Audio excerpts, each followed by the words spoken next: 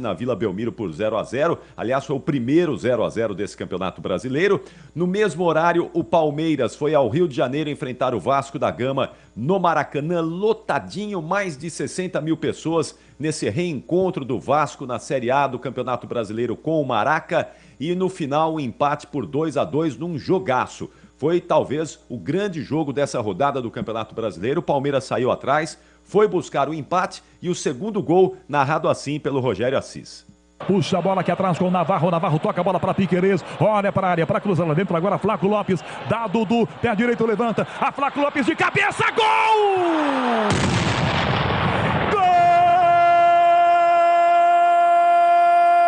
O ataque do Palmeiras funcionou, mas o time ainda precisa de alguns ajustes e alguns acertos. Ontem teve desfalques mais uma vez e conseguiu voltar do Rio com esse pontinho importante. Quem se deu mal foi o Corinthians. Na estreia do técnico Cuca em Goiânia, o Corinthians foi derrotado pelo Goiás por 3-1. E olha, o Corinthians precisa melhorar muito, Thaís, porque tem uma decisão nesse meio de semana pela Copa do Brasil contra o Remo na quarta-feira. Precisa de pelo menos 2 gols para avançar de fase na competição.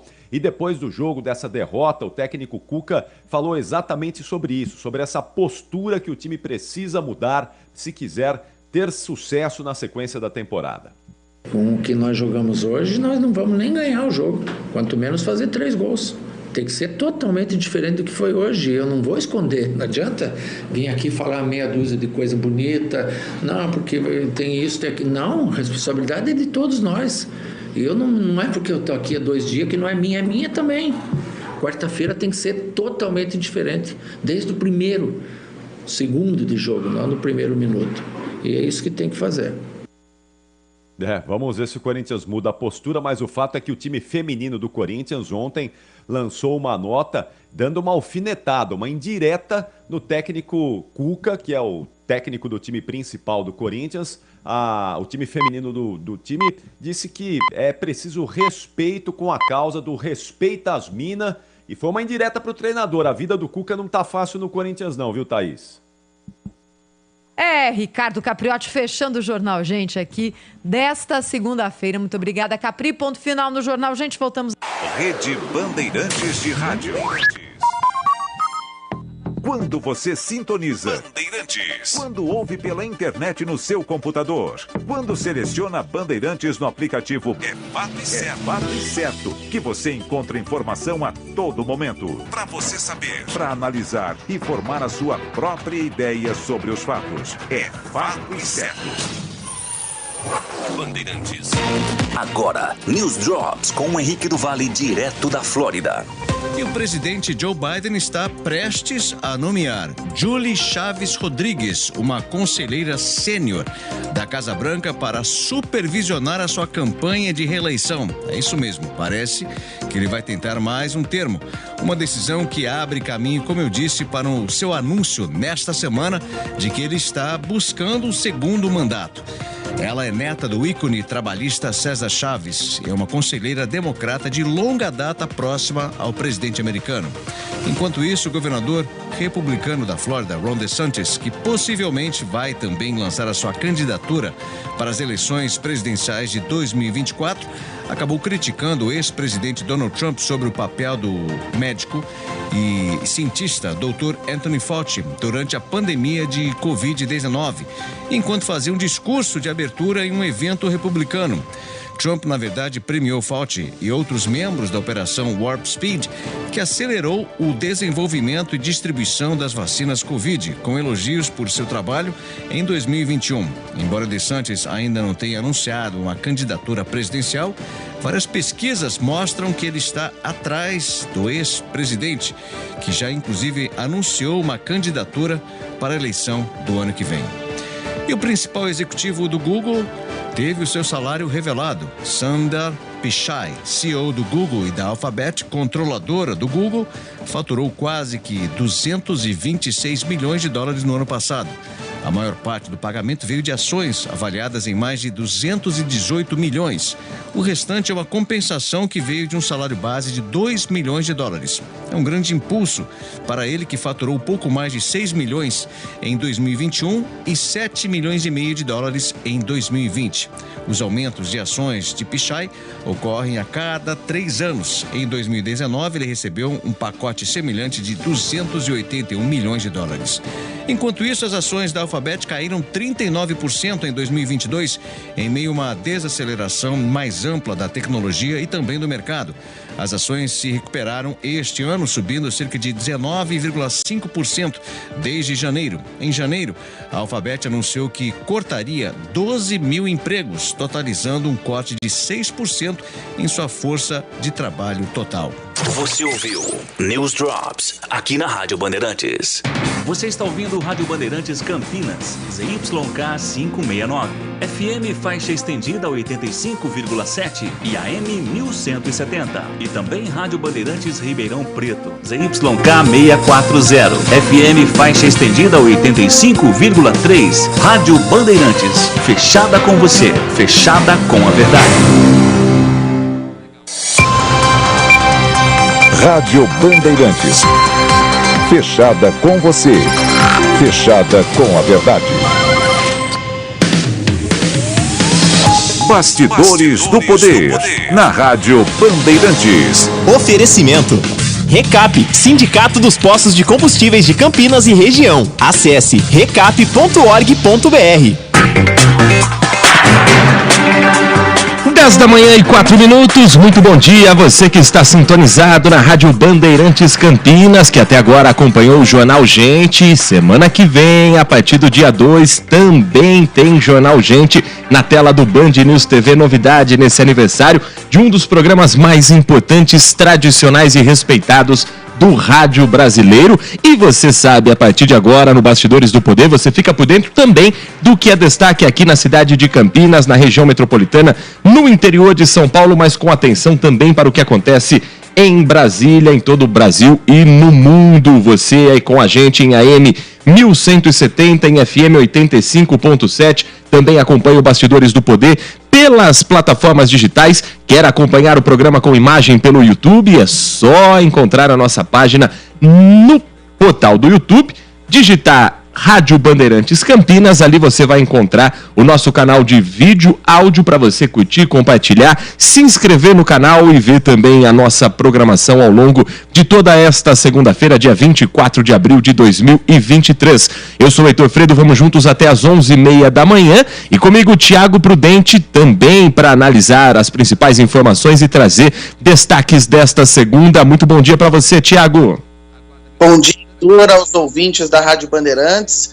Segundou, vamos lá, mais uma semana começando, e dessa vez a semana é cheia, hein? Sem feriado, feriado só na outra segunda. Aí eu tô de folga, Heitor. Ah, bom saber. Bom saber. Estaremos aqui segunda-feira, dia 1º de maio, dia do trabalhador, e esta semana cheia, mas na sexta-feira já vai estar com aquele clima de segunda-feira será feriado, então um sextou estendido nesta semana. A gente está nesta segunda-feira com temperaturas mais altas em Campinas, termômetros agora na cidade, segundo o CEPAGRE da Unicamp, marcando 23 graus, sensação térmica na casa dos 22, tem um ventinho, mas nada que despenque a temperatura em Campinas, como aconteceu na semana passada, e segundo os meteorologistas do CEPAGRE, tanto hoje quanto amanhã, o tempo deve ficar assim, estável na região, predomínio de sol, alguns períodos com céu parcialmente nublado e as temperaturas subindo gradativamente. E a máxima para hoje prevista para 28 graus, amanhã os termômetros também entre 16 e 29 graus, à noite, vento moderado, dá uma diminuidinha na temperatura, mas a partir de quarta-feira, a aproximação e passagem de uma nova frente fria pela região volta a ocasionar mudanças no tempo. Na quarta, por exemplo, expectativa já de temperaturas na casa dos 17 graus. Então, você que gosta do calor, você que não é tão chegado no frio, aproveite bem esta segunda, terça-feira com temperaturas um pouco mais altas e predomínio de sol, porque na quarta, além da temperatura cair, tem previsão novamente de pancadas de chuva na cidade de Campinas. Hoje tem sessão na Câmara Municipal da cidade com votação de projetos que certamente vão discutir assuntos importantes, mas extremamente polêmicos e que vão gerar muitos debates, não apenas no plenário, mas também, pode ter certeza, em várias comunidades. A gente vai explicar essa pauta daqui a pouquinho e trazer também informações do que acontece na manhã de hoje na cidade de Campinas. Mas antes, deixa eu trazer como destaque para você que me ouve na Rádio Bandeirantes, com a mesa de som de Danilo Capucci, com os trabalhos técnicos de Lucas Pessoa, a divulgação de novas imagens do circuito interno do Planalto durante os atos golpistas, atos de vandalismo, no dia 8 de janeiro desse ano, porque o ministro interino do GSI, o Gabinete de Segurança Institucional, Ricardo Capelli, disponibilizou as 160 horas de imagens do circuito interno do Palácio do Planalto, e isso acaba repercutindo em todo o país após as divulgações que inicialmente foram feitas pela CNN, mas com algumas imagens não sendo claras com relação ao horário, e naquele primeiro momento também havia um efeito de imagem que nublava o rosto de alguns personagens importantes que agora já foram identificados. Segundo Ricardo Capelli, as imagens foram disponibilizadas em uma nuvem com endereço divulgado no site do Gabinete Institucional, mas com o excesso de acessos, como informou em redes sociais, pode haver problemas para baixar os conteúdos. Agora, isso já foi divulgado amplamente aqui pela Band TV, pela Rádio Bandeirantes, e nas últimas horas vem aparecendo algumas novas imagens. Para a gente entender um pouco mais sobre o que significa essa divulgação, quem traz informações direto de Brasília é o nosso repórter Túlio Amâncio.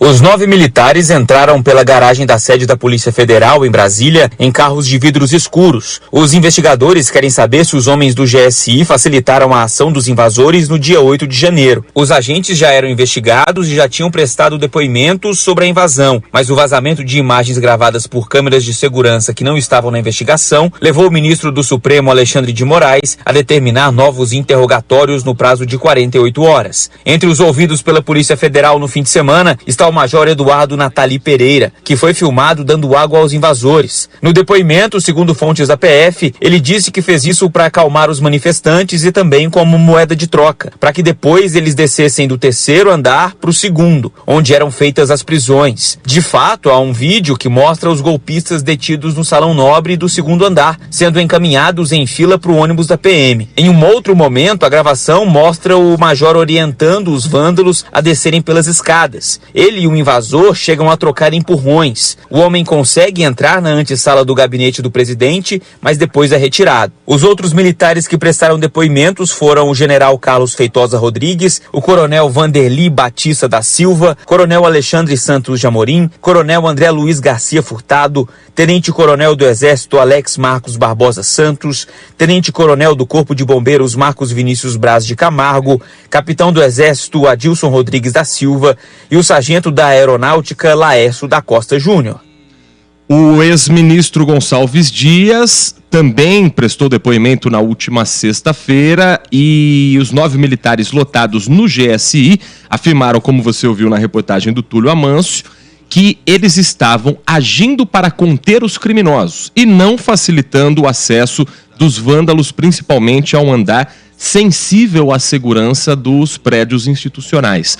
Os investigadores querem saber se os homens do GSI facilitaram ou não a ação dos invasores. O depoimento é um avanço importante, ele traz alguns pontos esclarecidos pelos personagens principais nas filmagens, e ali na gravação é possível observar o então ministro Gonçalves Dias e alguns subordinados conversando com os ministros. Entre os ouvidos pela Polícia Federal está também o major José Eduardo Natali Pereira, que foi o que mais chamou a atenção, filmado dando água aos vândalos, que num primeiro momento nas imagens da CNN Brasil teve o rosto nublado, mas agora as imagens foram divulgadas sem esse efeito de edição. O que chama atenção também, Tiago, é o fato de que o GSI, nesse momento, de certa forma, num primeiro momento, vamos voltar os fatos anteriormente, passava a sensação de que o governo federal colocaria sobre a responsabilidade, talvez, do ministro, então,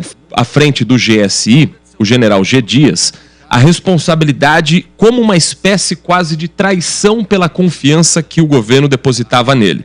Mas agora o que se vê é, na verdade, o governo federal tentando mostrar que G. Dias, na verdade, tentou fazer o que era possível e se houve erro no momento em que a invasão já acontecia, foi da instituição como um todo e não do seu novo comandante. Ontem, em entrevista ao Fantástico, inclusive, a entrevista muito esclarecedora do novo diretor do GSI, ainda de forma interina, mas Ricardo Capelli disse, numa analogia, que é como se você pegasse um carro que durante 4 anos foi dirigido por alguém e você assume esse veículo depois de 6, 7 dias. Se o carro der problema, a responsabilidade maior, segundo Ricardo Capelli, é de quem estava com o veículo por 4 dias e não de quem assumiu a direção há apenas 4 anos, perdão, a quem estava 4 anos sob o comando desse veículo e não em quem estava apenas 6 dias. É uma postura do governo de tentar amenizar a crise, mas de certa forma mostrando que o homem de confiança do presidente Lula, gravado nas imagens, não é o principal responsável pelo caos que se tornou Brasília no dia 8 de janeiro. Como é que você vê esse discurso do governo federal e a divulgação das novas imagens? O governo nunca atacou diretamente o general Gonçalves Dias. O que se tinha é que ele teria pedido demissão, claro que a gente sabe que ele foi demitido, né? Mas pedir demissão nesses casos é uma alternativa para uma saída mais honrosa, mas o governo sempre criticou que o general não fez a troca de nomes ligados ao governo Bolsonaro dentro do GSI. E essas trocas não foram feitas, nos bastidores se diz muito isso, porque há ali uma questão de proximidade entre os militares. O general Gonçalves Dias conhecia muitos dos militares que estavam ali, conheciam pais desses militares. A gente sabe que a carreira militar às vezes passa muitas vezes de pai para filho, tem uma questão familiar. Então havia essa cumplicidade ali e então o general Gonçalves Dias decidiu não fazer muitas trocas no GSI, quase nenhuma troca. Essa era a crítica principal do governo federal no momento em que ele pediu demissão, mas nunca, em nenhuma hipótese ali, você percebia isso na fala dos ministros, de assessores do Planalto, de que eles confiavam no general Gonçalves Dias, mas que ele tinha errado nesse ponto. Dito isso, Heitor, a gente precisa lembrar que o GSI é uma casa de erros uma atrás da outra. A gente tem que lembrar, você vai recordar, lembra quando a Dilma descobriu que foi grampeada pelo governo americano? De quem que era a responsabilidade para fazer a vigilância? Do Gabinete de Segurança Institucional, que não fez o seu trabalho. Aí o GSI foi extinto depois desse episódio. Em 2017, se eu não estou enganado, o Temer voltou com o GSI. Quem foi que deixou o presidente da República ser gravado na oportunidade pelo empresário Joesley Batista, com um ponto, uma escuta mais fajuta possível? O Gabinete de Segurança Institucional, novamente dentro de um dos palácios.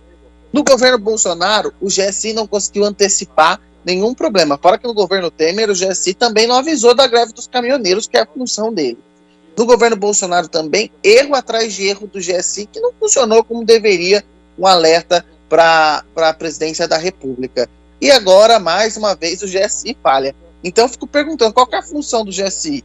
O GSI já se mostrou incapaz várias vezes e se mostrou outra vez, porque eu acho que a gente não pode tirar as críticas, vendo as imagens como um todo, e foi o que eu defendi aqui na semana passada, e você vai lembrar, é preciso ver esse fio condutor como um todo. Não adianta pegar uma imagem e achar que aquela é a verdade. E vendo as imagens como um todo, a gente percebe erros do GSI, que se omitiu sem dúvida nenhuma, mas foi o que eu falei aqui, tanto o major identificado nas imagens, aquele que dá água, de camisa branca, que veio do governo Bolsonaro, quanto o general Gonçalves Dias, era preciso ver as imagens todas e esperar para ver qual que era a explicação deles. É claro que precisa ter investigação também. Mas, com as imagens todas, não com as imagens editadas, o que a gente vê, o major, que era do governo Bolsonaro, e eu dei a questão da dúvida aqui, no programa da semana passada, e os ouvintes vão lembrar disso. Eu falei, é preciso esperar, não dá nem para acusar o general Gonçalves Dias e o próprio major, porque não há nada de esclarecedor naquelas imagens. Ele diz que era uma técnica, que ele deu água para os manifestantes. Tem um momento que ele troca empurrões com manifestantes, o próprio major, mas realmente eles estavam em número menor. E aí eles mandam esses manifestantes para o segundo andar. Então é preciso, antes de ficar criando teorias da conspiração, a gente vê o fio condutor como um todo. E eu acho que a divulgação das imagens, todas as imagens, demonstram isso, e fica irrefutável essa teoria da conspiração de que teria sido armado essa tentativa de golpe. O que foi que aconteceu é que bolsonaristas radicais, que não aceitavam o resultado das eleições, isso está claro desde depois do segundo turno, quando foram montados acampamentos na frente do Exército, e todo mundo que está nos ouvindo viu placas SOS Forças Armadas, intervenção militar, não aceitando o resultado das eleições, e deu no que deu. Então não é segredo para ninguém, a gente não pode criar uma fantasia, uma narrativa fantasiosa. É só olhar as imagens como um todo. Elas estão disponíveis para qualquer pessoa, é só assistir, isso fica muito claro. Quanto à questão da atuação do GSI, eu ainda defendo uma investigação para saber por que o GSI estava com poucos homens no Palácio do Planalto naquele dia. Por que o GSI não tomou uma medida? Por que o GSI não conseguiu detectar que aquele tipo de situação ia acontecer? Suspeito que pode ser incompetência sim, porque o GSI é muito incompetente em todos os governos, da direita ou da esquerda, sempre mostrou um grau de incompetência impressionante. Um ponto que é interessante analisar das imagens também é que elas vêm a justamente casar com as versões que já vinham sendo apresentadas antes do esclarecimento passo a passo do relógio das câmeras de monitoramento. Por exemplo, o Major José Eduardo Natali Pereira, ele já vinha dizendo que ele em momento algum esteve ali no Palácio do Planalto para abrir portas para facilitar acesso a manifestantes. E essa técnica de oferecer água para ganhar, de certa forma, a confiança e ter o controle da situação, ela faz parte, sim, de um treinamento militar. Ela tem coerência com uma ação como essa, em que os militares estavam em minoria, em que boa parte do estrago já estava feito, e ele tinha ali a necessidade de fazer com que esses manifestantes saíssem do local. O mesmo pode ser dito também com relação ao general G. Dias, que disse desde sempre que não havia em momento algum flagrado qualquer militar oferecendo água ou facilitando acesso. As imagens divulgadas mostram ele, assim que chega ao Palácio do Planalto, acessando pelo elevador o terceiro andar, a porta se abre, ele se depara com a cena do andar tomado, e aí ele fecha a porta, recua para pensar numa nova estratégia. Então o que já vinha sendo dito pelos principais personagens das imagens casa com o que as imagens mostram agora com o relógio, passo a passo. De fato, há um intervalo entre a chegada do general G. Dias e o momento em que são flagradas as cenas do major oferecendo água e escoltando os manifestantes.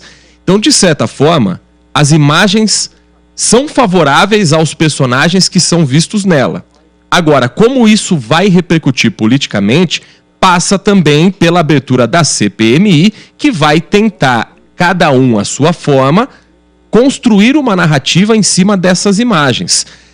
Isso pode também fazer a CPI, de certa forma, com o que foi agora também amplamente publicado, ter um momento mais favorável ao governo, Thiago, já que, de certa forma, os principais personagens estão usando as imagens a seu favor, pouco tempo depois de serem massacrados publicamente também?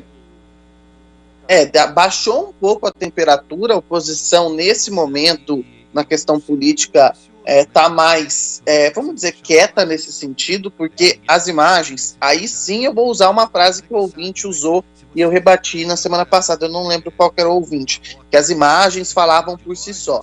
As imagens todas falam por si só, um trecho não fala.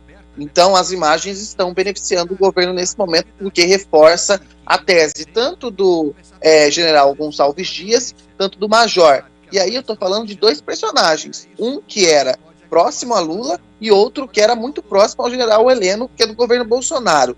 Então aqui não se trata de narrativa, apoio a A ou a B, se trata de versões dadas por duas pessoas que estariam em campos políticos diferentes, mas que tratam ali de explicar o que aconteceu naquele momento. E é o que eu reforço. A gente tem que pensar nisso com uma questão sobre os fatos. E os fatos que estão sendo apresentados são esses. Então baixou um pouco a fervura política, mas ao mesmo tempo o que a gente vê é um grande número de fake news circulando.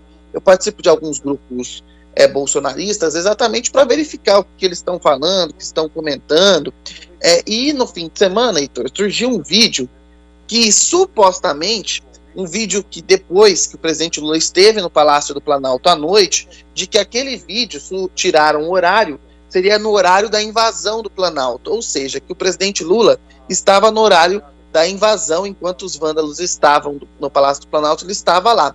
Só que tem um detalhe, nesse horário o presidente Lula estava em Araraquara, às 5 horas da tarde, quase 2 horas depois da invasão ali do Planalto, 4h30 da tarde, ele estava dando uma entrevista em Araraquara, uma entrevista coletiva que foi transmitida ao vivo por todas as TVs, inclusive as TVs acompanharam ele na cidade de Araraquara, sobre a intervenção federal. A não ser que ele tenha um clone ou tenha sido transportado, essa fake news poderia ser verdade. Então, para a gente ver ao nível que essa discussão está chegando. E tem gente que acredita nisso.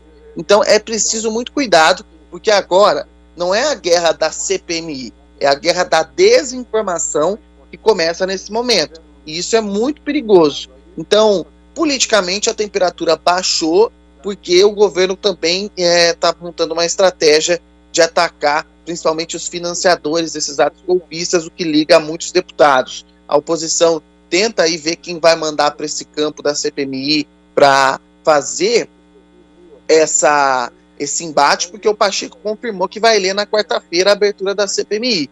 Então a oposição está definindo quem vão ser os nomes que vão para a CPMI. Provavelmente nomes polêmicos e nomes que consigam fazer esse embate, principalmente nas redes sociais, que é o objetivo da oposição nesse momento. Não é vencer o embate na CPMI, mas é vencer o embate nas redes sociais, pelo menos é o que a oposição fala.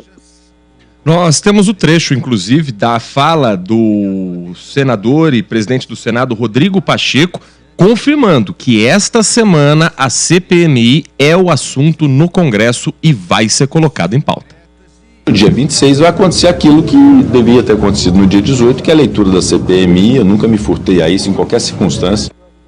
O PL, inclusive partido do ex-presidente Jair Bolsonaro, já avançou na escolha dos nomes que vão compor essa comissão parlamentar mista de inquérito. No lado da Câmara Municipal, as vagas devem ficar com os deputados Eduardo Bolsonaro, Alexandre Ramagem, do Rio de Janeiro, e André Fernandes, do Ceará. No Senado, uma das 3 vagas do PL deve ficar com o senador Magno Malta, do Espírito Santo, aliado muito forte desde sempre de Jair Bolsonaro.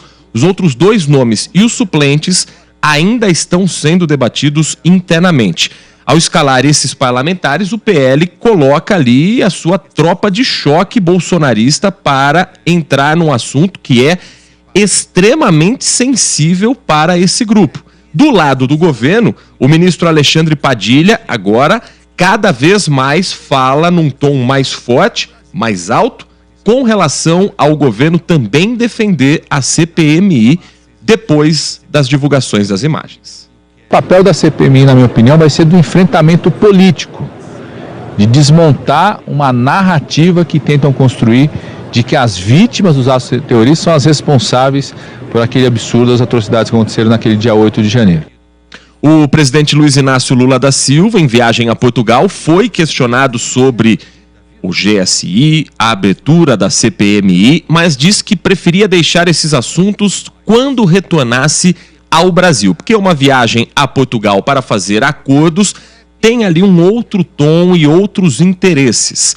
Lula informou que vai tomar decisões da providência sobre o assunto do gabinete no retorno e em relação à CPI, nos atos de 8 de janeiro, diz que tem a possibilidade de ser instalada na próxima semana, esta semana que já estamos, mas que isso é uma questão do Legislativo e que o presidente da República não vota no Congresso Nacional. Na frase de Lula, os deputados decidem. O ouvinte da Rádio Bandeirantes participando pelo WhatsApp 971021493, 971021493, já agradecendo aqui a mensagem do Adriano Vermelho e também o nosso ouvinte Wagner Marcondes, que escreve: Bom dia, por favor, me permitam um comentário. O Tiago disse que às vezes cargos de militares passam de pai para filho. É bom esclarecer que isso acontece, mas todos, sendo filhos de militares ou não, são submetidos, são ali subordinados a um rigoroso concurso público.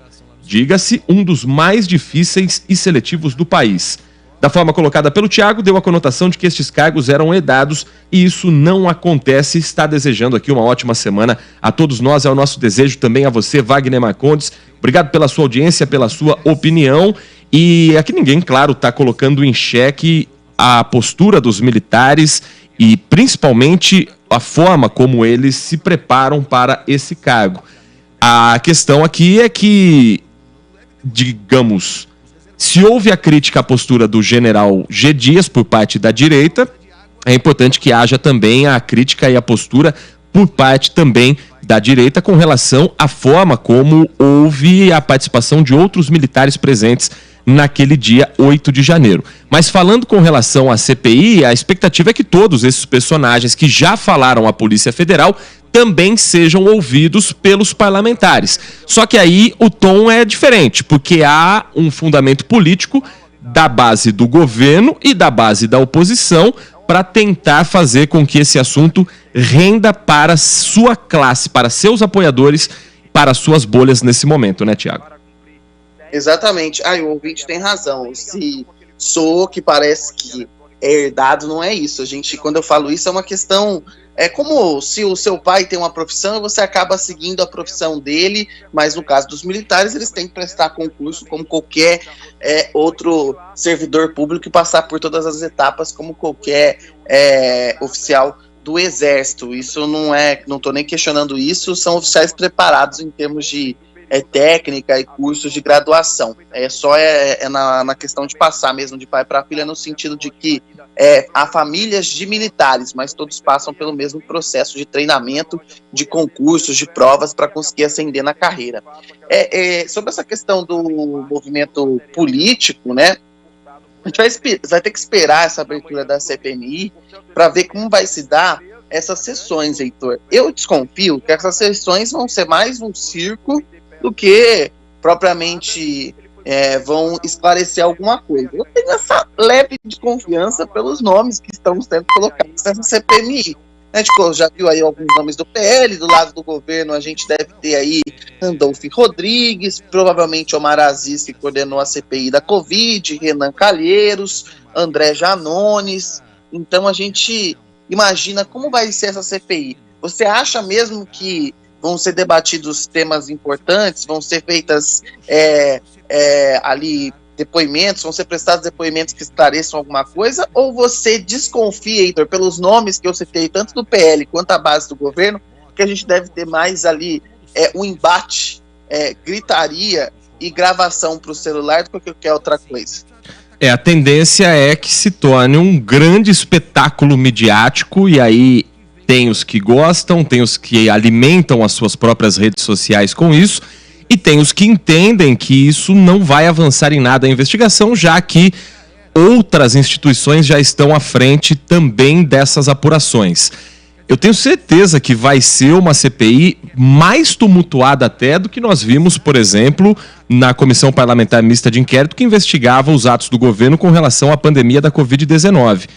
Porque agora a oposição é quem está à direita que sempre fez um barulho muito grande nesses 4 anos e tinha a máquina na mão, agora terá o papel de oposição, que cá entre nós, num congresso, é muito mais fácil você ser pedra do que vidraça. Então, aguardem posturas ainda mais fortes, às vezes ainda mais também barulhentas com relação a presença, por exemplo, de Eduardo Bolsonaro nessa comissão parlamentar mista de inquérito. Não que a base do governo também vá ser extremamente polida.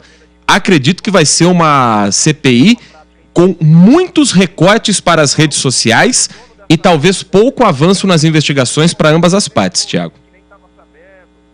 Isso eu não tenho dúvida. Pelo menos o que se desenha nesse momento é isso. Talvez os nobres deputados e senadores nos surpreendam, quem sabe, né? A gente tem uma CPI onde o alvo realmente seja a investigação dos atos golpistas de 8 de janeiro. mas eu tenho minhas dúvidas se isso realmente vai acontecer.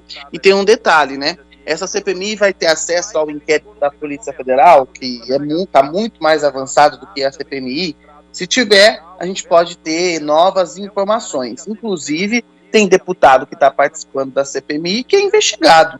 O André Fernandes, que inclusive é quem propôs a CPMI, é um dos investigados pelo STF por participação nos atos do 8 de janeiro, por financiamento dos atos do 8 de janeiro. Então a gente precisa ver isso com muita calma, porque a gente vai ter ali gente investigando daquilo que é investigado. Então é uma situação muito complicada, uma situação muito atípica. Tem também a questão que essa CPMI vai abordar também, aquela questão das eleições, porque o governo defende que é uma linha do tempo, e claro que a gente não pode descartar isso, uma linha do tempo desde aquela operação da PRF sobre as eleições, e que isso foi se dando nos acampamentos golpistas em frente dos quartéis, depois no ato do dia 8 de janeiro. Então vai ser uma investigação longa. Inclusive o ex-ministro da Justiça, e na época do ataque do 8 de janeiro era secretário de Segurança do Distrito Federal, Anderson Torres, vai prestar um novo depoimento à PF, é o terceiro depoimento que ele deve prestar. Está marcado para hoje. Ele pediu um adiamento desse depoimento, a defesa de Torres pediu um adiamento desse depoimento, exatamente para esclarecer os fatos ligados àquela operação da PRF nos dias das eleições, que fizeram diversas apreensões, blitz no Nordeste brasileiro, onde o atual presidente teve a maior votação. Então, nesse momento, a gente espera esse terceiro depoimento do Anderson Torres para verificar o que ele vai falar. Se ele agiu em comum com Silvinei Vasquez, que é o ex-diretor da Polícia Federal, e por que essas blitz foram realizadas apenas em pontos onde onde o presidente Lula teve mais votos. Então a gente tem que esperar. São muitos desdobramentos ao mesmo tempo, Heitor, e aí aquela questão, essa é a investigação de fato. A CPMI está com cara muito mais de uma questão política do que esclarecer qualquer outra coisa, e é aquilo que eu acho. Às vezes esses instrumentos do Congresso não servem de muita coisa, é preciso saber utilizar eles de uma maneira correta. Quando não há uma investigação de outros órgãos, acho que a CPMI ou uma CPI funcionam, mas quando já há de órgãos como a Polícia Federal e a Procuradoria-Geral da República ou o Ministério Público, acho que acaba perdendo um pouco de força. São 10 da manhã, 34 minutos. O Bastidores do Poder vai para um rápido intervalo e na volta tem os destaques da região metropolitana de Campinas, os assuntos desta manhã de segunda-feira e também o que será votado hoje na Câmara Municipal. Só para o nosso ouvinte já saber, tem assunto polêmico hoje no Legislativo Campineiro, Tiago? Tem tanto assunto polêmico que o Tiago até sumiu. Hoje tá quente a pauta, né, Tiago? Assunto polêmico é pouco, né? A gente tem aí 13ª, a segunda votação, e tem um projeto que está em regime de urgência sobre atletas trans, a proibição de atletas trans nas equipes campineiras. Mas vamos ver o que vai dar esse projeto aí, que nem passou pelas comissões que devia passar, Heitor. Um rápido intervalo e na volta tem mais informações aqui na Rádio Bandeirantes com o Bastidores do Poder.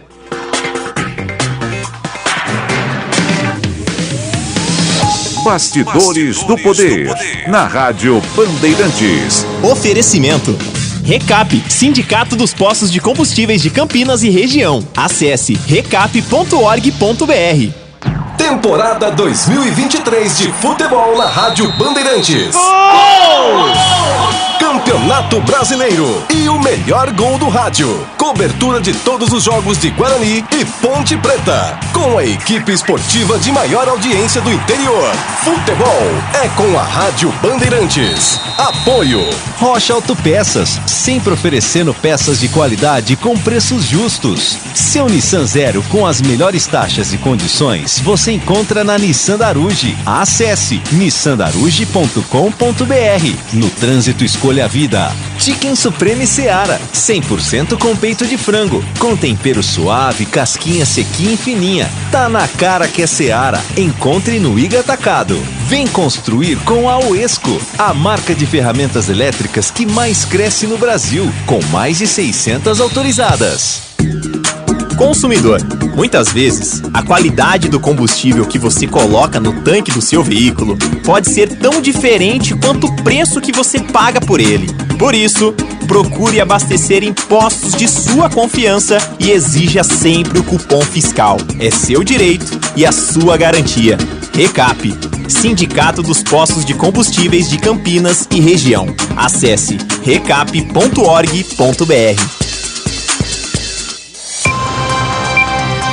Rádio Bandeirantes. Fechada com você. Fechada com a verdade. Você está ouvindo Bastidores do Poder, na Rádio Bandeirantes. 10 da manhã, 37 minutos. Você que nos ouve no carro, nas ruas da cidade de Campinas, atenção se for passar no Jardim Boa Esperança, porque tem interdição em um trecho da rua Comendador Dr. Antônio Pompeu de Camargo. Interdição que começou às 8h30 da manhã. E ela prossegue até às 5 da tarde desta segunda-feira, mas é uma interdição programada para acontecer até sexta-feira, sempre nesse horário, das 8h30 às 5, fugindo, portanto, do horário de pico, num trabalho feito pela INDEC para que haja uma obra no local por parte da Secretaria de Serviços Públicos. É uma obra de recomposição de talude no córrego que passa pelo local. Então, a via fechada nesse momento entre as ruas João Rodolfo Foster e Dr. João Quirino, e com o João Quirino do Nascimento, e com a presença de agentes de trânsito para orientar quais são os principais desvios para o motorista não ficar confuso. E também, você que já me acompanha, se puder evitar esse trecho, vai fazer um bom negócio. Essa interdição também impacta temporariamente os itinerários das linhas 249, que é a linha Jardim Flamboyant, Parque dos Eucaliptos, e a linha 338, Terminal Barão Geraldo, Shopping Iguatemi. Os pontos de parada que ficam localizados nos trechos com bloqueios estão desativados nesse horário e devem ser usadas paradas mais próximas, ou uma antes ou uma depois. Lembrando que até às 5 da tarde, depois volta o fluxo normal e volta também a parada nas duas linhas de ônibus. E hoje também é o dia de combate à meningite. E o Gustavo Gimenez, que todas as manhãs às 8 horas apresenta o Bora São Paulo, está com a gente aqui na Rádio Bandeirantes para falar um pouco mais sobre a campanha que é feita também nesse dia para chamar a atenção da importância da imunização. Gustavo, muito bom dia para você. É isso, Heitor. Bom dia a você, ao Thiago, a todos que nos acompanham. É uma data, de fato, muito relevante, ainda mais a gente sabendo aí que a vacina está disponível em todos os centros de saúde. E desde 2021, essa vacina também está disponível no Brasil todo para crianças de até 10 anos que perderam a oportunidade de receber as doses ali na infância, naquele momento que é de fato indicado. Imunizante também é indicado para profissionais da saúde, mesmo que já estejam ali com aquele ciclo completo. Para a gente entender, a vacina meningocócica C faz parte da vacinação de rotina, está disponível em todos os centros de saúde. As doses são aplicadas em crianças menores de 1 ano, sendo a primeira aos 3 meses e a segunda aos 5 meses. Quando a criança faz ali 1 ano de idade, quando ela tem 12 meses completos, é feito então um reforço desse imunizante. Então, esse é o momento, portanto, que as prefeituras estão ali se reunindo para que as pessoas possam ir até os centros de saúde e garantir a dose. Ah, mas meu filho, quando ele tinha ali 1 ano, ou menos que isso, ele não se vacinou as 3 doses ou não recebeu nenhum. É por isso que tem essa oportunidade de se vacinar até os 10 anos. Tem ali uma cota da vacina disponível para quem tem até 10 anos. Em Campinas, no ano passado, a cobertura vacinal contra a meningite foi de 92,1%.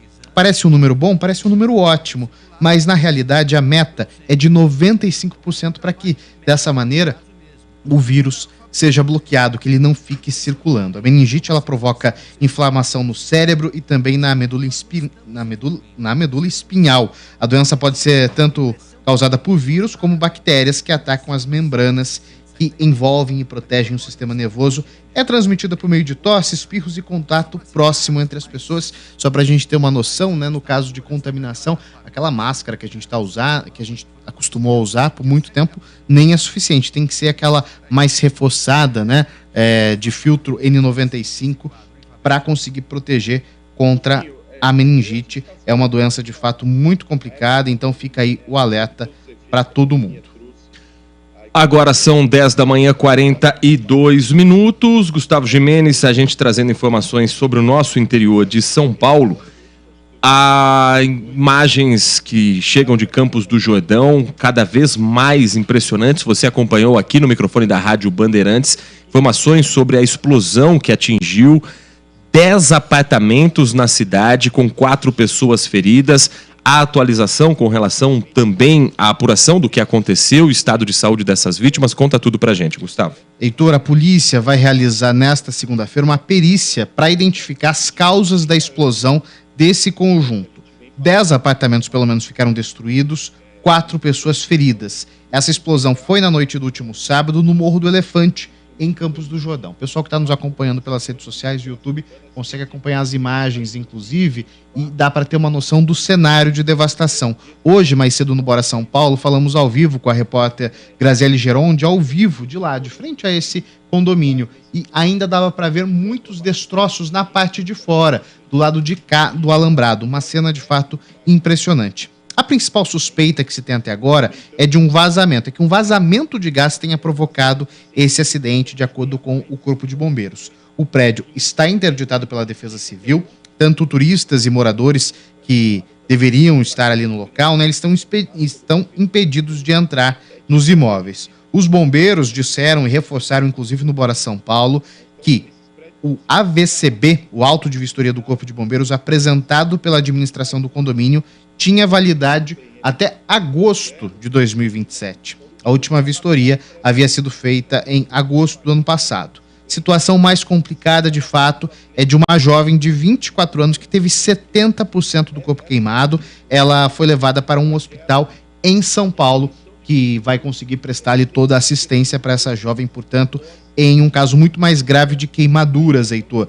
As outras pessoas, foram 4 feridos, elas receberam atendimento ali, estão num estado considerado ali controlado. Portanto, a gente informando o pessoal de casa sobre essa explosão em Campos do Jordão, Serra da Mantiqueira, e de hoje estaremos ainda. Só uma informação importante é que a Polícia Civil, a perícia ali, ela está debruçada sobre esse caso ainda, mesmo porque na sexta-feira houve a queda de um mezanino em um restaurante lá em Campos do Jordão. E ali todos os esforços da Defesa Civil foi concentrado para aquilo. E no sábado veio essa explosão também, portanto, 2 notícias trágicas. No caso, tivemos 7 pessoas feridas na queda desse mezanino também em Campos do Jordão, Heitor. Gustavo Gimenez, são 10h45, abrimos aqui a nossa edição do Bastidores do Poder falando que as temperaturas em Campinas voltaram a subir. Isso deve acontecer gradativamente, mas esta semana promete novamente termômetros na casa ali dos 13, 14 graus, principalmente nas madrugadas e manhãs. Isso deve acontecer a partir de quarta-feira, né, Gustavo? Exatamente, Heitor. Esse comecinho de semana ainda fica naquele ar seco, né? Por enquanto não vai ter formação de nuvem, é o que a gente tem acompanhado. Agora, entre hoje e amanhã, esse tempo vai seguir firme, com o sol, temperatura chegando aí a 27 graus, 28 graus. Para mim, pelo menos, estava falando isso no Bora São Paulo, é um calor já o bastante. Mas para muitas pessoas, ainda assim, tem aquele arzinho gelado, né? Principalmente de manhã. Somente naquela área mais do noroeste do estado, o ar quente e úmido lá da região norte volta a favorecer o aumento de nuvens.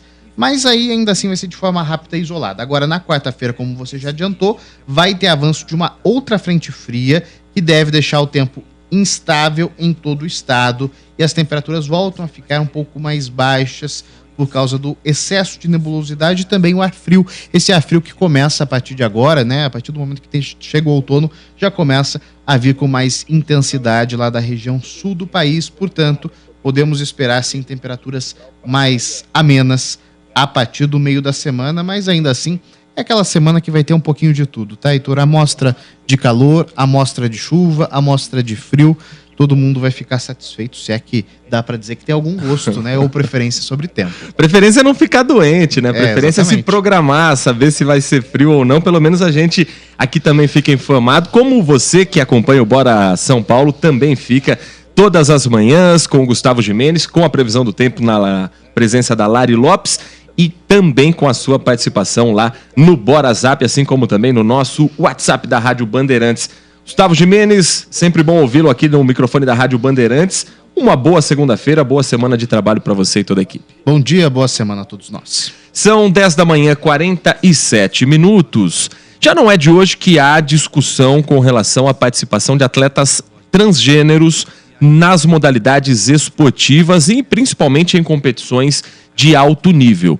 Há estudos para todas as linhas de defesa, o mais recente deles, um estudo canadense que aponta que não há evidências científicas que provem que mulheres transgênero possuam qualquer vantagem nos esportes, porque, segundo a pesquisa, os fatores que determinam o desempenho de um atleta são nutrição e qualidade de treinamento. Mas outros estudos já trouxeram versões diferentes. Estudos esses que são utilizados também como base para projetos de lei. Um estudo que foi realizado por 5 entidades governamentais na Grã-Bretanha diz que mulheres trans podem ter vantagem em competições esportivas em relação a mulheres cis. Pesquisa divulgada após presença de pessoas da comunidade LGBTQIA+, baterem recorde nos Jogos Olímpicos em Tóquio no mês de julho de 2021. Estou trazendo esse assunto em pauta porque ele também vem sendo motivo de projetos de leis no país.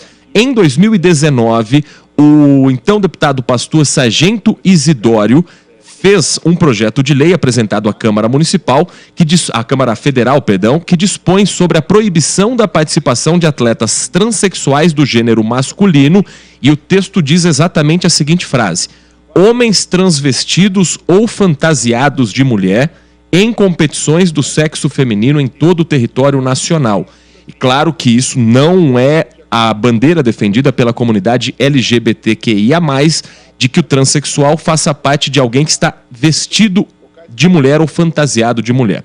Nesse ano de 2023, um outro projeto de lei que usa outros termos e também usa esses estudos técnicos foi apresentado pelo deputado Maurício do Vôlei, ex-jogador da Seleção Brasileira Masculina de Vôlei, e aí também tentando estabelecer que a participação de atletas transgêneros em competições esportivas oficiais no território brasileiro só deve acontecer em categoria própria. Então ele tenta fazer uma lei que crie o esporte masculino, feminino e uma categoria trans. Estou falando sobre esses projetos nacionais porque hoje Campinas vai discutir um projeto municipal do vereador Nelson Osseri que proíbe a participação de atletas de sexo biológico masculino em equipes e times esportivos femininos, em competições, eventos e disputas de modalidades esportivas realizadas no município de Campinas. Segundo o autor, por mais que se sintam mulheres trans têm vantagens em diversos aspectos em relação a outras mulheres disputando uma mesma categoria esportiva, como estrutura corporal, força, impulsão, capacidade pulmonar e cardíaca. A questão, Tiago Prudente, é que não há, nesse momento, uma legislação clara no país que proíba a presença de atletas trans. Há, na verdade, pelo Comitê Olímpico Internacional, uma liberdade para que cada federação de seu esporte tenha suas próprias regras.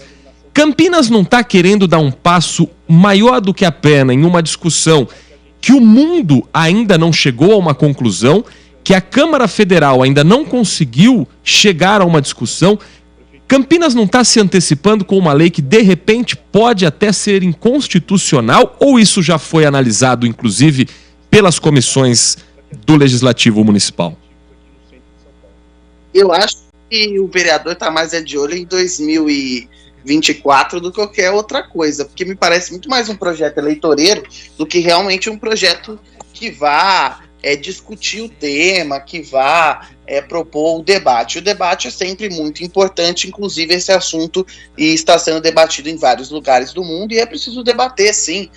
Ninguém está se furtando ao debate sobre esse tema. É preciso debater, é preciso estudar, é preciso colocar esse tema na pauta.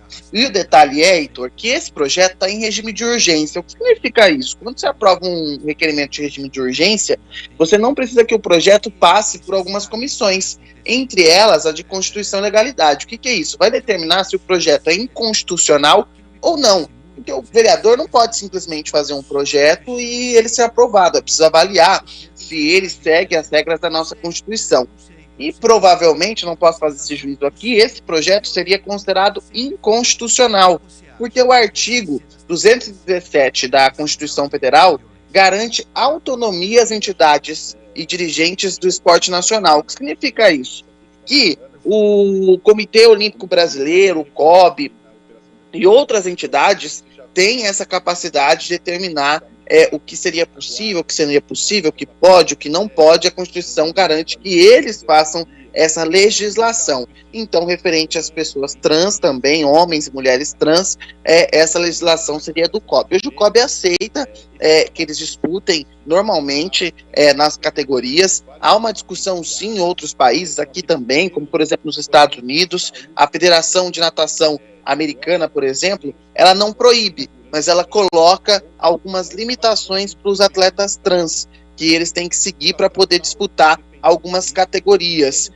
O comitê, por exemplo, em outras categorias nos Estados Unidos, é liberado. Então essa é uma deliberação que é feita por cada esporte. Não estou dizendo aqui que o debate não é importante. Ele é importante porque a gente tem estudos que comprovam que não há vantagem, estudos que comprovam o contrário. Por isso é preciso debater. Mas debater esse assunto é preciso muito cuidado, para que não se torne aqui um preconceito com as pessoas trans. E essa é uma linha muito tênue, é uma linha muito perigosa. Você falou do projeto do Sargento Isidoro, de pessoas fantasiadas. Não é isso. Uma pessoa trans não é uma pessoa fantasiada, não é uma pessoa que colocou uma roupa, um homem colocou uma roupa de mulher, uma mulher colocou uma roupa de homem, não tem nada a ver, não tem desconexo da realidade do que uma pessoa trans. Então, é preciso se debater esse assunto, mais a questão científica, com especialistas, ouvindo a comunidade LGBTQIA+, ouvindo quem é contra, ouvindo quem é a favor, mas o debate civilizado. Não é isso que está acontecendo. Esse projeto pode ser aprovado hoje pela Câmara? Pode, mas se for sancionado pelo prefeito, provavelmente vai ser derrubado na Justiça. Inclusive, tinha um projeto semelhante na Assembleia Legislativa do Estado, em que a Defensoria Pública se manifestou contrário, e depois de 2 anos de embate, o projeto foi arquivado, porque não tem respaldo na nossa Constituição. Então, o debate tem que ser feito, mas ser feito por quem entende do assunto. Não é meramente uma questão que me parece, corrija se eu estiver errado, o vereador está com o espaço aberto, eleitoreira. Porque essa lei vai mudar alguma coisa? Não vai mudar nada, gente. Essa lei não tem nem respaldo na Constituição para ser aprovada. Então a gente precisa repensar algumas coisas e a Câmara de Campinas voltar os olhos àquilo que precisa ser debatido. Isso é assunto para a Câmara Federal, isso é assunto para o COB, isso não é assunto para a Câmara Municipal de Campinas. Se o vereador quer propor essa discussão, ele converse com os deputados que são ligados a eles para que eles proponham essa discussão na Câmara Federal, no Senado Federal, ou vá até o COB para que essa discussão seja feita, mas de uma maneira civilizada. Não sei muito o que uma discussão na Câmara Municipal de Campinas iria resolver referente a isso. Desde 2015, a participação dos atletas transexuais é licenciada pelo Comitê Olímpico Internacional. Em 2021, o órgão, inclusive, atualizou as diretrizes para a inclusão de mulheres e homens trans no esporte. Então, existe algo que regulamenta o esporte que autoriza. Então, não me parece que, como o Thiago bem pontuou, mesmo que a lei seja aprovada, ela tenha uma validade, já que talvez estejam legislando sobre algo que Campinas não pode interferir, que é uma decisão esportiva de órgãos que são ou clubes ou empresas privadas que decidem pela contratação ou não de atletas transgêneros. Agora, esse não é o único assunto a ser discutido hoje, é o primeiro item que está na pauta da ordem do dia, mas logo na sequência vem também a proposta que visa atender ao dissídio dos servidores da Câmara, concedendo um reajuste definido após negociação com o sindicato da categoria no valor de 12%, tanto na remuneração quanto no vale alimentação e vale refeição. O primeiro assunto da pauta vai levantar um debate ideológico. O segundo debate da pauta já é com relação às contas da Câmara e da população de Campinas como um todo. Thiago Prudente. Exato. Só para ressaltar, eu não estou entrando nem no mérito do projeto, tá?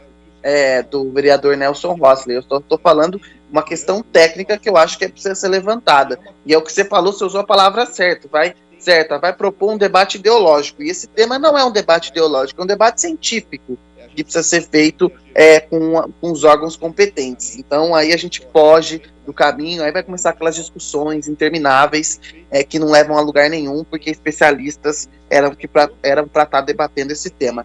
Quanto ao aumento dos servidores, está na pauta também, já foi aprovado em primeira discussão, é um aumento de 12%, mas eu vou colocar para você, Heitor, porque pela primeira vez eu vejo um aumento razoável dos vereadores, dos servidores da Câmara. 12% eles não têm reajuste há 2 anos, uma média de 6% aí por ano, é quase a recomposição da inflação. Se eu pegar outras categorias que principalmente trabalham na iniciativa privada, é um número muito próximo do que outras categorias tiveram de reajuste. A gente podia discutir outros reajustes de outros períodos que foram muito elevados, mas dessa vez eu coloco aqui que não é um aumento abusivo, acho que é um aumento de recomposição da inflação para quem não tem aumento aí há 2 anos, e eu coloco isso porque eu também sou assalariado, também sou CLT, também tenho aumento anual, e o aumento foi nessa média também.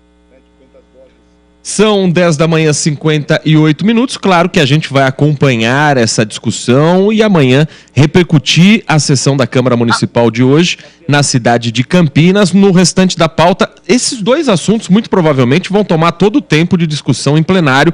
A pauta tem aqui ao todo 14 itens na pauta, mas duvido que tem mais a discussão de votação e moção, 17 itens. Qual a chance de todos eles serem contemplados durante a sessão que vai discutir 2 assuntos tão polêmicos hoje, Thiago? Eu acho um pouco difícil. Eu acho que o primeiro assunto vai trazer polêmica. Não sei nem se vai ser votado, porque às vezes pode ter alguma estratégia ali para tirar esse projeto do Nelson Rossi de pauta. Mas eu acho que o primeiro assunto deve tomar um bom tempo, e a gente também tem definição da CPI, dos desvios de dinheiro da Câmara, que deve entregar o relatório amanhã, então isso também deve tomar uma parte da sessão, vereadores devem falar sobre ou não também, né, depende muito, então você deve ter alguns desdobramentos ali importantes. E só detalhe que também tem a votação do 13º dos vereadores, aquela história do 13º, férias, 1/3 de adicional ali, férias remuneradas mais 1/3. Então, eu não sei, eu desconfio que o projeto do aumento dos servidores e do 13º dos vereadores deve passar voando. O outro assunto já acho que vai ter um debate a mais aí. São 11 horas da manhã, quinto sinal marcando para você que ouve a Rádio Bandeirantes de Campinas. Nós vamos para um rápido intervalo e na volta tem mais informações do mundo político local, regional, nacional e internacional. No próximo bloco vamos falar inclusive sobre a viagem do presidente Luiz Inácio Lula da Silva a Portugal, baixando o tom ao falar da guerra da Ucrânia e também trazendo as questões ambientais como pauta internacional do Brasil, tentando encabeçar e liderar esse momento importante, tanto na questão de proteção ao meio ambiente, quanto também de como ganhar dinheiro com essa proteção. O intervalo é rapidinho e daqui a pouco tem também a sua participação, ouvinte Bandeirantes participando pelo 97102-1493. Bastidores do Poder, na Rádio Bandeirantes. Consumidor, muitas vezes, a qualidade do combustível que você coloca no tanque do seu veículo pode ser tão diferente quanto o preço que você paga por ele. Por isso, procure abastecer em postos de sua confiança e exija sempre o cupom fiscal. É seu direito e a sua garantia. Recap, Sindicato dos Postos de Combustíveis de Campinas e região. Acesse recap.org.br. No ar, Campinas em ação. Chegou a hora de dar um basta nos casos de violência contra a mulher. É pensando nisso que o projeto Bem Me Quero, da Prefeitura de Campinas, vai levar a prevenção ao feminicídio para salas de aulas. Desenvolvido pela Secretaria Municipal de Educação, o Bem Me Quero tem como proposta levar ações de prevenção e combater o feminicídio, racismo e todos os tipos de violência e intolerância contra a mulher, para as 45 escolas de ensino fundamental de Campinas. O próximo passo do projeto Bem Me Quero inclui reuniões com as escolas municipais para dar início às políticas públicas que serão implantadas. A cada 6 horas, uma mulher é assassinada no Brasil. E a educação tem um papel fundamental para mudar esse cenário. Afinal, essa luta é de todos nós. Projeto Bem Me Quero, mais uma iniciativa da Prefeitura de Campinas. Campinas em ação. Rádio Bandeirantes. Fechada com você. Fechada com a verdade. Você está ouvindo Bastidores do Poder, na Rádio Bandeirantes. 11 da manhã, 2 minutos, uma passada no portal bandmulti.com.br, onde você confere o que é destaque também na nossa região. Uma informação para os estudantes: o vestibulinho das ETECs tem mais de 5.700 vagas na região de Campinas e as inscrições já estão abertas, hein? As escolas técnicas estaduais oferecem gratuitamente cursos técnicos, especializações técnicas e vagas também para os remanescentes do segundo módulo. Nas cidades da região de Campinas, são mais de 5.700 vagas disponíveis e as inscrições estão abertas pela internet até o dia 8 de maio, segunda-feira, não a próxima que é dia 1º, a outra segunda-feira, então são mais esta semana e outra semana completa para você se inscrever ou passar adiante essa informação a quem quer estudar em uma das unidades das ETECs, Escolas Técnicas Estaduais. Na cidade de Campinas especificamente são 505 vagas. E no portal bandmulti.com.br você tem as informações de todas as vagas disponibilizadas para a região, para o interior de São Paulo e também o link para você já fazer a inscrição. O interessado em participar do vestibulinho deve preencher a ficha de inscrição que fica no site vestibulinhoetec.com.br, vestibulinhoetec.com.br, e é necessário pagar uma taxa de R$ 33,00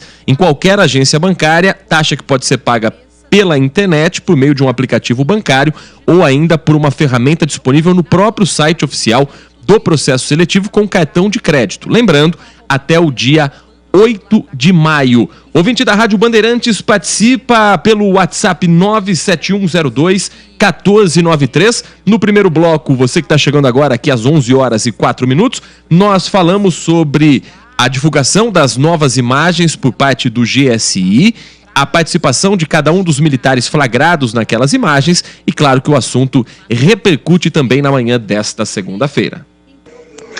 Olá, gente, bom dia, tudo bem? Jurandir falando. É o seguinte, se o general do GSI não tinha nenhuma culpa no cartório aí, como estão dizendo, que ele fez tudo certinho, que não tinha nenhum problema, por que ele saiu? Ele devia ficar no posto, ele deveria ser mantido pelo Lula, mas não, foi demitido, foi mandado embora, é porque fez coisa errada, ele fez coisa errada, não tem nem dúvida disso, porque senão ele se manteria no cargo e se defenderia, mas não, já foi sumariamente demitido, foi mandado embora, fez um acordo com o Lula, ele falou, vou embora porque não tem o que argumentar aqui. As imagens são perfeitas. Não tem o que argumentar. Se saiu, é porque tinha coisa errada, né, filho? É isso que eu quero dizer. Jurandir, bom dia. Obrigado, Jurandir, pela audiência. Obrigado pela mensagem. E tem mais ouvinte também comentando sobre o assunto. Bom dia a todos. DJ Ale, Heitor Fredo, Thiago. Eu estava ouvindo atentamente o que vocês estavam falando na matéria anterior, né? Sobre a invasão, o 8 de janeiro, enfim, a analogia que aquele ministro fez do carro. Quando a gente vai comprar um carro, realmente você olha pneu e tal, mas tem os vícios ocultos. Só que tem uma coisa, quando você já dirigiu esse carro anteriormente, você sabe que aqueles vícios ocultos estão ali naquele veículo, como é o caso do PT. Todo mundo sabia que as pessoas estavam na rua e pretendiam, ameaçavam invadir. Então, para mim, foi realmente incompetência. Grande abraço a todos, DJ Ale. Obrigado, DJ Ale. Olha, com relação à opinião do nosso ouvinte Jurandir, o ministro da Defesa, José Múcio, foi questionado em Lisboa sobre a narrativa construída em cima das imagens e também sobre a saída do general Gonçalves Dias, que teria agido com leniência, pois é um dos mais fiéis amigos do presidente Lula, nas palavras do ministro da Defesa, José Múcio. G. Dias, como é conhecido, pediu demissão no cargo na quarta-feira, após a divulgação das imagens, nesse que foi o primeiro caso de saída de um ministro da atual gestão. A gente já falou sobre a história de Lula e Gonçalves Dias, amigos de longa data. O militar foi quem chefiou a segurança do petista durante os 2 primeiros mandatos, entre 2003 e 2010, e nas palavras do próprio ministro, ele diz o seguinte: lamentei muito a demissão, quero muito bem a ele, não acordo com narrativa que houve leniência, pois é um dos mais fiéis amigos do presidente Lula. Agora, de fato, chama atenção ele ter pedido demissão e o governo ter aceitado. Normalmente, quando isso acontece, né, Tiago, é com a seguinte justificativa, o seguinte argumento: tal figura política vai sair do cargo para fazer a sua defesa pessoal. Eu sinto que, num primeiro momento, o governo nunca jogou G. Dias aos leões, mas também não fez muita questão de defender. Agora, com a divulgação das imagens e com uma narrativa que, na visão do governo, é coerente com o que disse anteriormente o general, agora o governo parece encabeçar mais a defesa. Será que há clima, num futuro próximo, para a volta do general ao cargo de comandante do GSI, se depois de toda essa confusão que se gerou, baixar um pouquinho no tom político? Olha, eu acho que não, mas política, né, tudo pode surpreender. Mas eu concordo com os dois ouvintes, tanto o Jurandir quanto o DJ Ale, porque assim, o general não saiu do nada. Claro, ele disse que pediu demissão, mas a gente sabe que é um pedido de demissão fictício. Ele foi mandado embora porque houve um erro. Um erro houve. No mínimo, omissão do GSI, nesse caso, do 8 de janeiro, sem dúvida nenhuma. O que se desmentiu foi a questão dele estar ajudando os invasores e até mesmo os outros militares ali. Isso caiu por terra. E o governo também ficou muito irritado com o general Gonçalves Dias, porque ele não fez trocas no GSI, trocas que foram apontadas como fundamentais de homens ligados ao general Heleno. E aí, com aquele episódio da semana passada, tudo acabou se juntando e acabou com a demissão dele. Então, é o que eu falei aqui, como eu pontuei, né? O GSI é incompetente, não é de agora, é de outros governos e de outros episódios. Então, é o que os dois ouvintes disseram. Algo aconteceu. O general errou feio, por isso que foi mandado embora. E tem a questão da incompetência do GSI de não conseguir detectar que os palácios, tanto o Palácio do Planalto, o STF e o Congresso Nacional, seriam invadidos. Então, é uma situação complicada para o general, politicamente, Heitor. Por isso que eu acredito que ele não volte, mesmo dando as explicações que com as imagens elas ficam mais claras nesse ponto. É claro que a investigação ainda tem que seguir para verificar se o que eles disseram realmente foi aquilo que aconteceu, e para isso a polícia monta uma cronologia dos horários. A princípio, pela cronologia que foi montada, os depoimentos batem, mas aí vai ser feita toda uma avaliação aí por que o GSI foi incompetente, e isso no mínimo o GSI foi. Agora, se internamente o governo federal tem essa crise para administrar, externamente o presidente Luiz Inácio Lula da Silva tem outro assunto em pauta. Estamos falando da guerra da Ucrânia. O presidente Lula, que está em viagem a Portugal e à Espanha, falou novamente sobre o assunto e dizendo que não é favorável nem a um lado nem ao outro. Ele diz que a solução negociada para a paz na Ucrânia exige a participação dos países que são neutros nesse conflito. O presidente reafirmou, inclusive, que o Brasil condenou a Rússia por ferir a integridade territorial ucraniana desde os primeiros dias do conflito. E nós vamos trazer uma fala do presidente Lula, que está também repercutindo internacionalmente sobre a guerra na Ucrânia.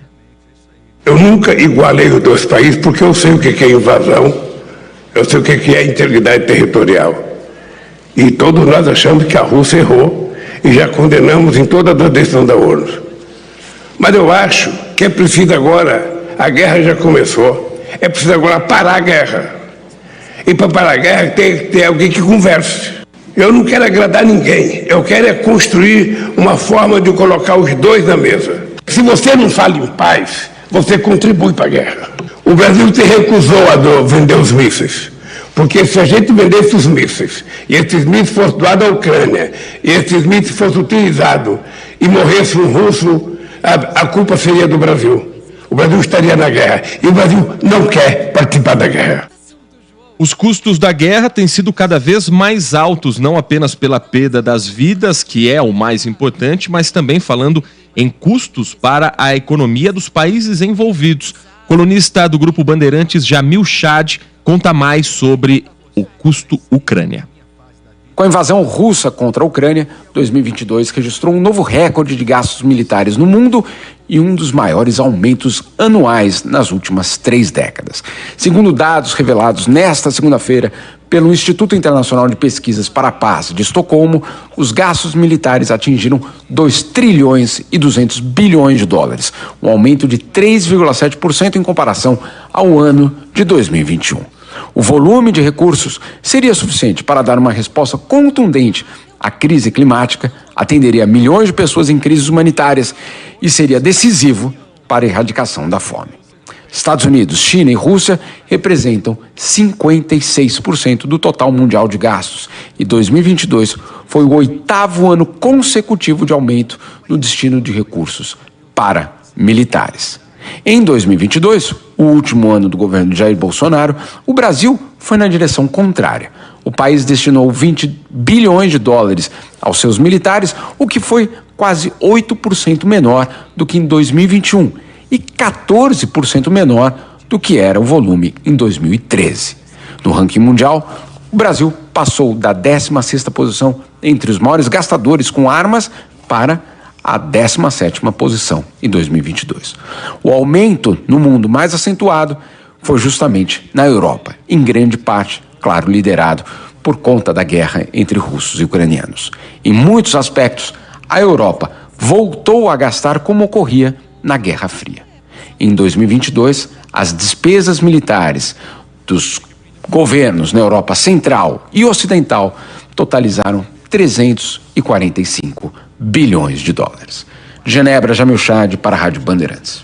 O que passa a impressão, né, Tiago, é de que o presidente Lula baixa o tom depois das primeiras declarações não serem bem recebidas tanto na União Europeia quanto nos Estados Unidos, mas não abre mão de encabeçar essa campanha de tentar colocar o Brasil como um protagonista para tentar frear a guerra.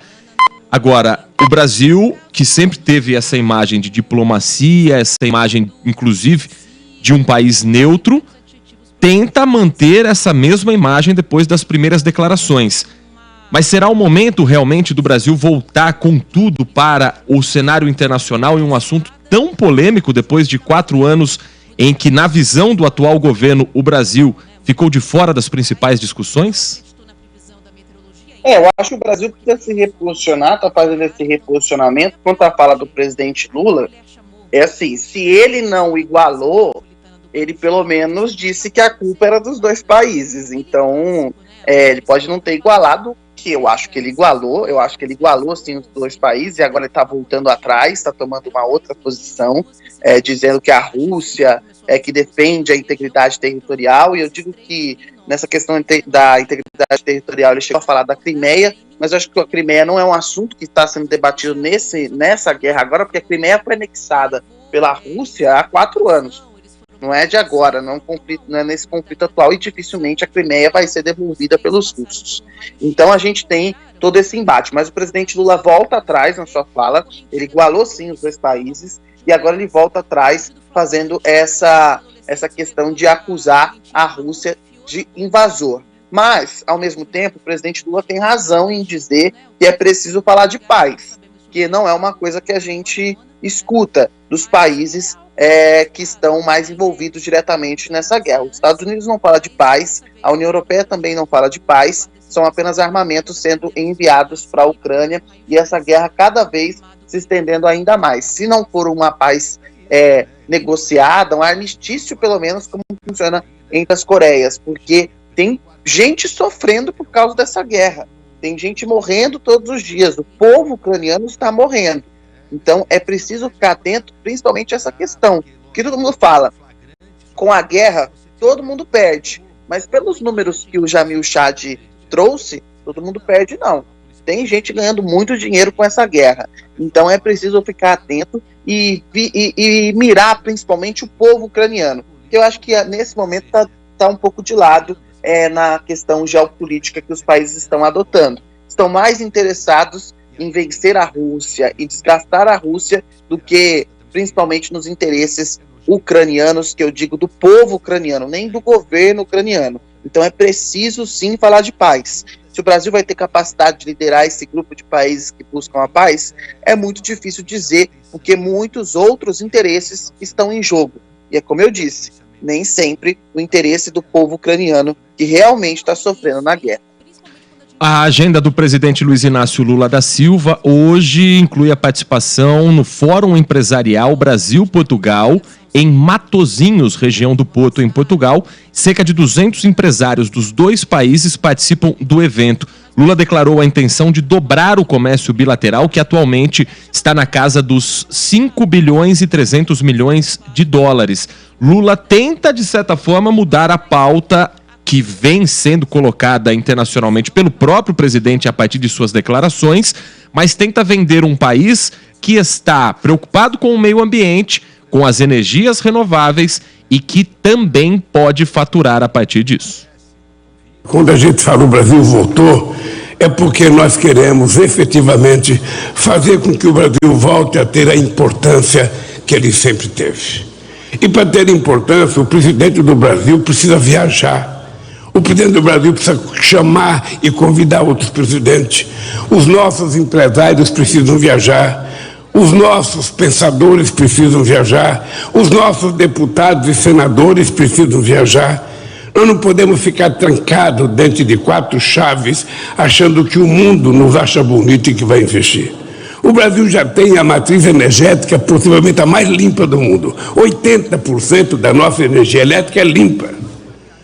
Mesmo na área de combustível, nós somos um país que você tem carro que pode ter um carro com 25% de gasolina misturado, de etanol misturado na gasolina, 50% ou 100%. Não tem problema. Nós aprovamos 12% de biodiesel para ser colocado no óleo diesel, na perspectiva de fazer com que o Brasil produza o óleo diesel mais qualificado do mundo. E já existe engenharia de você não precisar misturar o óleo. A própria refinaria vai refinar o biodiesel junto com o diesel e vai sair um biodiesel de melhor qualidade. Nós estamos apostando no hidrogênio verde em todos os estados do Nordeste, na perspectiva de que a gente pode estabelecer uma parceria muito, mas muito grande com o mundo inteiro na construção de eólica, na construção de biomassa, na construção de energia solar e na questão do hidrogênio. O Brasil está preparado para voltar a ser um país grande. O Brasil está preparado para voltar a ser um país importante. Na lista das reuniões em Portugal, Lula se encontrou com o primeiro-ministro Antônio Costa e nessa reunião, com a participação de outras autoridades, houve ali a afirmação no encontro do final de semana que as empresas portuguesas Galp e EDP vão investir cerca de 5 bilhões e 700 milhões de euros nos próximos anos em projetos energéticos no Brasil. E que boa parte desse investimento vai ser feito, como o próprio presidente Lula destacou, em energias renováveis no Brasil, mais especificamente em projetos no Nordeste, que estão no foco dos investimentos, a exemplo também de outros projetos como parques eólicos em desenvolvimento na região. A campanha de Lula e a imagem que o PT sempre teve foi de um amplo investimento na região Nordeste, que de certa forma foi quem garantiu boa parte dos votos para o candidato então do PT. Isso historicamente é assim. Lula dá uma resposta a seu eleitorado ou Lula investe na região que mais precisa investir nesse momento, que é o Nordeste, Tiago? O presidente Lula tem um compromisso com o Nordeste, sempre foi dessa forma, com o Nordeste e o Norte do país, que são áreas que realmente recebem menos investimentos do que as outras áreas. A gente tem que colocar isso em questão. E durante os governos petistas, os primeiros governos petistas, esse investimento nessas regiões aumentou e muito. É um problema que o Brasil vive e é muito grave, que é a centralização das empresas, do dinheiro. São Paulo, por exemplo, centraliza grande parte dessas empresas de dinheiro pela infraestrutura, por tudo que foi construído. Então o governo tenta descentralizar para que leve emprego para outras regiões também. E faz isso como? Buscando novos investimentos. Perdão. Mantendo as empresas que já estão nos estados de origem, como em São Paulo, e trazendo investimentos de fora para essas outras regiões. É importante, principalmente a aposta em energia limpa nesse momento, é algo que desponta o Brasil para o futuro, e aqui não é uma questão política, ideológica, é uma questão necessária, que é uma política de Estado. Investir em políticas, em energia limpa é fundamental. E o Nordeste brasileiro, quando a gente fala dessas empresas de energia limpa, tem um potencial muito grande pela energia eólica e por outras ferramentas que estão sendo desenvolvidas e utilizadas lá, como energia solar. Então a gente precisa desse investimento sim para essas regiões, e eu acho que esses acordos internacionais são muito importantes entre os países, tanto os acordos firmados com os chineses e as cartas de intenção, como também agora com Portugal e também depois com a Espanha. Então acho que é positivo, isso é algo que faz realmente a economia crescer, porque a gente traz investimentos externos, e quando eu digo investimentos, não é a gente fazendo investimentos por causa da nossa taxa de juros, nada disso, é investimento real, criação de empregos, e isso sim é importante para a economia e para essas cidades. Então acho que isso sim é algo positivo que precisa ser destacado da viagem presidencial. Tem um ouvinte aqui me mandando no pessoal perguntando, não vamos falar da gravata que o Lula comprou em Portugal? Só para deixar claro, não sei se você tem a história certinha aí, Heitor, a Janja foi até uma loja de luxo em Portugal e comprou uma gravata para o presidente. Eu vou adotar a mesma postura que eu adotei com o presidente Jair Bolsonaro. É claro que qualquer coisa que envolva a família presidencial acaba repercutindo, mas isso é esfera pessoal.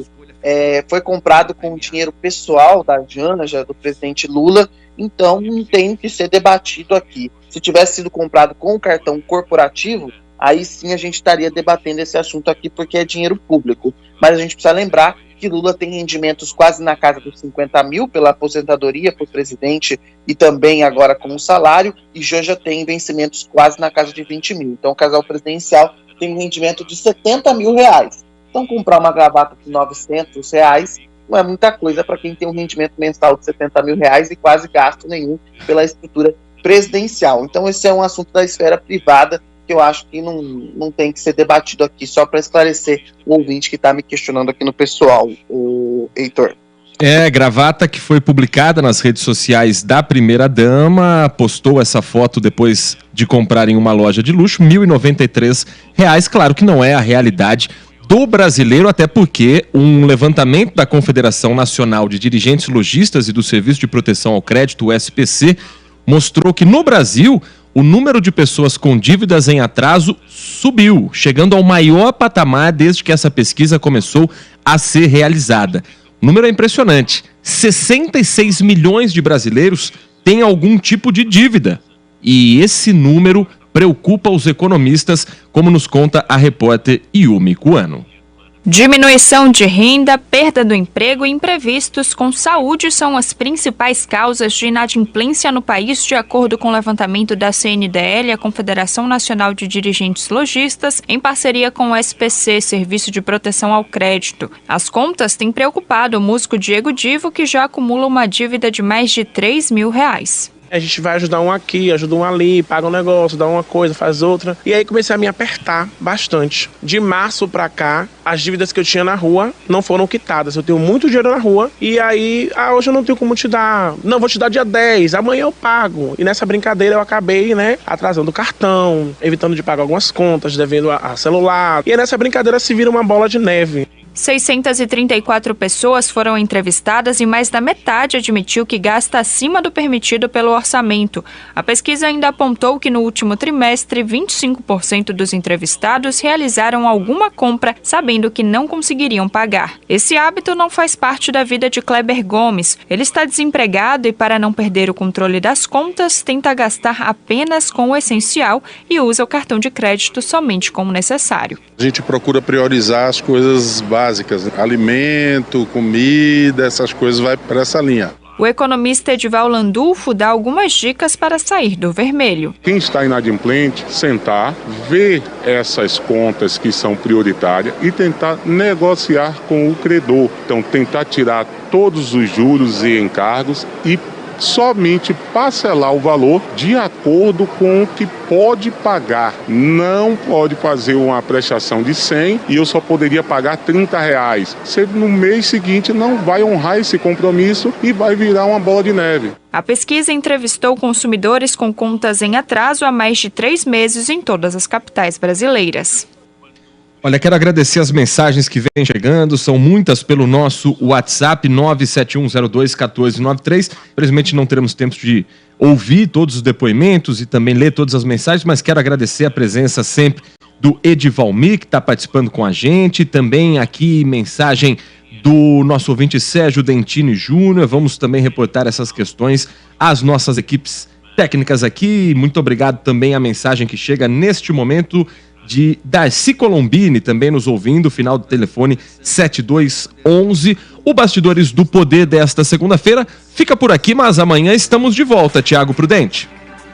Amanhã estamos aqui. Uma boa segunda-feira, uma boa semana para todos os ouvintes. A partir de agora é o noticiário esportivo. Quem chega na Rádio Bandeirantes com o programa Nossa Área, apresentação de Carlos Henrique, com todo o timaço de Carlos Batista, repercutindo a segunda rodada do Campeonato Brasileiro da Série B, a bela vitória do Guarani fora de casa contra o Ceará, o tropeço da Ponte em casa, derrota para o Criciúma e a expectativa para a terceira rodada que está por vir. Muito obrigado pela sua companhia, uma ótima semana a todos. Amanhã estamos de volta às 10 da manhã. Um grande abraço a todos. Você ouviu Bastidores.